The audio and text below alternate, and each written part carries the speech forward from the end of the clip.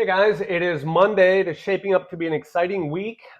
Fed Chair Powell and Janet Yellen held a Sunday night press conference where they assured us that everything is fine and the financial system is perfectly stable. So, of course, this has people panicking.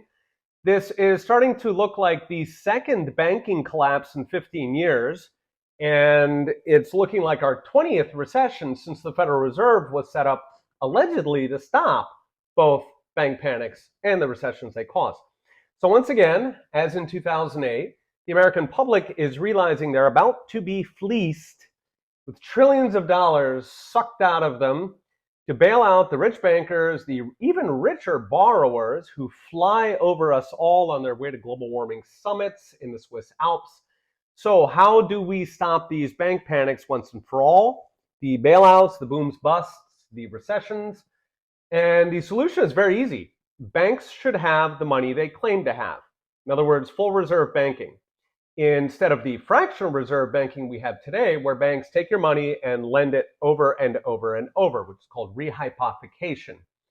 And that sort of teetering, relending, almost minting tokens in the bank, that leads to a permanent standing bailout that economists call, quote, lender of last resort, meaning you, the taxpayer, are the lender of last resort.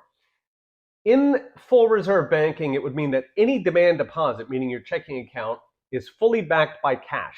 If everybody in the country wanted to pull all of their money out of the bank, it would actually be there. It would be in the vault, in cash, just like depositors think banks work. Now, your long-term savings under full reserve banking, so that would be your CD, your time deposits, that would be the part that's still lent out. So you would still have companies, you'd have entrepreneurship, innovation, you have all the good things, but banks would be out of the business of effectively printing up unbacked tokens, which, by the way, is what FTX did back late last year before they collapsed. So the logic is treat banks just like any other company.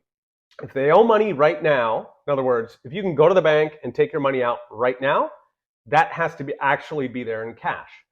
This simple change would really completely heal the banking system. You would not have bank runs, structural bank distress. You wouldn't have the fear. You wouldn't need the Sunday night press conferences with Fed chairs telling lies. Beyond the bank panics, the other huge benefit is that you get this enormous drop in inflation.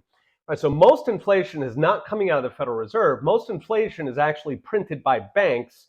It's effectively printed because they take your deposit money and they relend it out over and over. By ending that, we could get inflation down to structurally under 1%. We would reduce the number of boom-bust cycles, the number of recessions, the number of economic crises. It would be an enormous improvement. All right, I'll be talking more about these in the coming videos. See you guys next time.